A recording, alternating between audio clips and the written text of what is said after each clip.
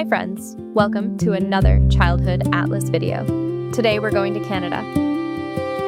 The last residential school in Canada closed in 1996, not in a history textbook, not in a century we might comfortably file away. 28 years ago.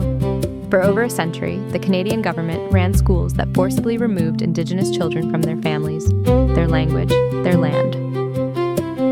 Today, the grandchildren of those children go to schools where every student is taught what happened and why it was wrong, where many school days begin with a land acknowledgement, where Indigenous elders come into classrooms to teach alongside certified teachers.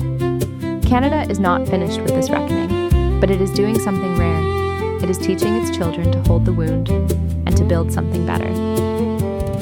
That is the Canada we're exploring today, a country still becoming what it says it wants to be. A place where children are raised to hold multiple identities, multiple histories, and somehow find a home inside all of it. That question, it turns out, produces one of the most interesting and one of the most honest approaches to childhood on Earth. Canada is the world's second largest country by land area, 10 million square kilometers, 38 million people spread across 10 provinces and 3 territories, from the Atlantic to the Pacific to the Arctic. 2 official languages, more than 200 mother tongues spoken as first languages by its residents. 1 in 4 Canadians was born outside the country, the highest proportion in the G7. When a baby is born in Canada today, there is a good chance they arrive into multiplicity. A grandmother who speaks Tagalog, a father who grew up in Mandarin, a mother whose first language is Haitian Creole, who learned English in Montreal, who sings lullabies in all 3. Lullabies in multiple languages. A kitchen that smells like more than one continent. This is not unusual in Canada. In millions of homes, it is completely normal. One of the earliest decisions Canadian parents face is the language question. In Quebec, French first laws shape everything from school choice to the label on a cereal box. Across the country, immigrant families navigate a constant calculation. Do you raise your child in your mother tongue, or do you prioritize English, the language of school? Many choose both, and the child becomes the bridge between worlds. Canadian early childhood is shaped by something unavoidable, the land. The country is vast, the seasons are extreme, and the outdoors is not optional. Children in most of Canada spend real time outside in every season, building snow forts in January, catching fireflies in July, pressing leaves in October. The cold is not an excuse to stay inside. In many households, there is no bad weather, only insufficient gear. And then there's hockey. Not hockey as sport, hockey as initiation. Across English Canada, the frozen rink is where many children first encounter discipline, teamwork, and the experience of falling down and getting back up. Parents rise at 5 in the morning. Children lace skates before they can read chapter books. It is obsessive, expensive, and a ritual that binds a very large country through something shared, cold, and chaotic. Canadian schools are public and free through grade 12. Education is a provincial responsibility, so the experience varies significantly across the country. But some things are consistent: inclusive classrooms, emphasis on social and emotional learning alongside academics, and, increasingly, Indigenous content integrated at every grade level. The school day in many provinces now opens with a land acknowledgement, a practice that was almost non-existent in Canadian schools 20 years ago. It is one visible sign of a system actively, publicly, reimagining itself.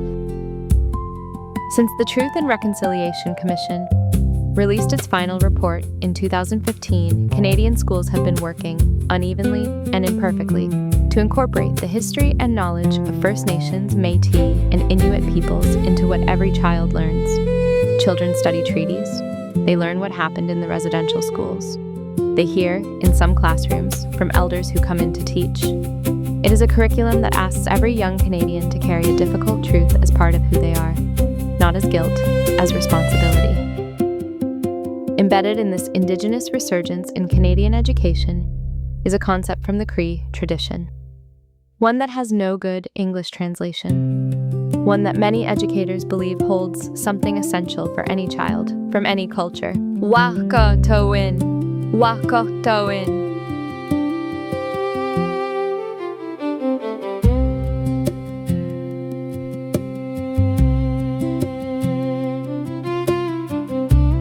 Wahkohtowin, the law of kinship, the Cree teaching that you are related to everything, to the land, to the water, to the animals that sustain you, to the strangers you haven't met yet. Children raised with this concept are taught that independence is not the goal.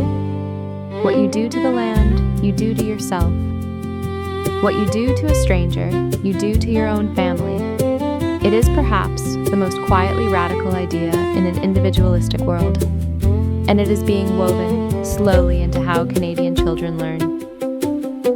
Canada made a deliberate cultural choice that sets it apart from its neighbor to the south. The United States built a melting pot.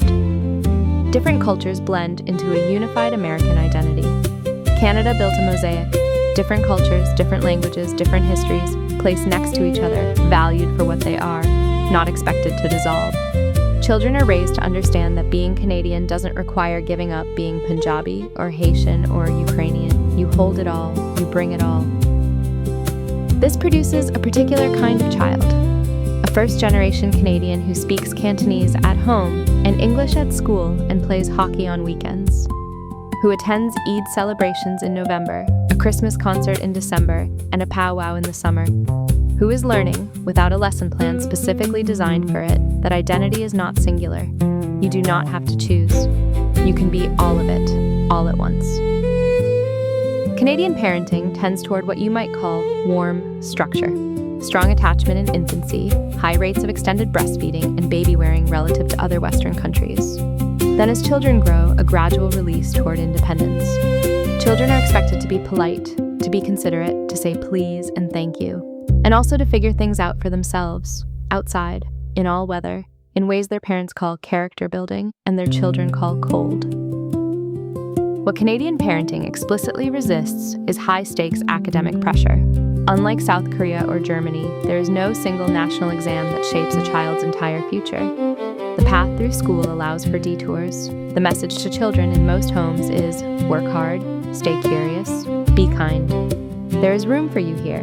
This is both a genuine cultural value and, honestly, a luxury more available to some families than others. What makes Canada genuinely distinctive isn't just the diversity. Many countries are diverse. It is that Canada has made reconciliation a public, national, ongoing project. Every school in the country is being asked to change. Every curriculum is being reviewed. Children are not being told that Canada is perfect. They are being told the truth. And they are being asked to help build something worthy of that truth. 3 countries. 3 different answers to the same question. What is the ground beneath a child's feet? Norway says, nature. Go outside, feel the cold. The earth is your foundation. Germany says, self. Develop your inner life. Know your own mind. Bildung is yours. Canada says, land. Not as escape, not as cultivation, but as relationship. The land holds memory. It holds responsibility. It holds you, whether or not you were born knowing its name. Let me take you back through every country we've visited. Each one gives a different answer to the same quiet question. Who does a child learn to trust? Finland, the child. Korea, work. Brazil, connection. Nigeria, the village. China, family. Norway, nature. Ethiopia, the elder. Germany, the self. And Canada, land. Not the government, not the institution. The land that was here before all of this, and will be here long after. The land that, if you listen to the people who have cared for it the longest, has something to teach every child who lives on it. The most honest thing Canada offers its children is incompleteness. The story isn't finished, the mosaic has cracks, the reconciliation is ongoing, and children are being raised knowing this, and being asked to help with the repair. That is an unusual thing to offer a child. Not a completed identity, but a project. Not a finished country, a country that needs them.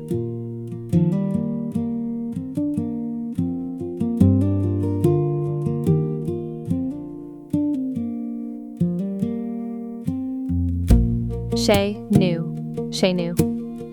In French, it means our home or at home, but in French-Canadian culture, it carries more than that. It is the place that knows you, the people who hold you, the particular warmth of somewhere you belong without having to explain yourself.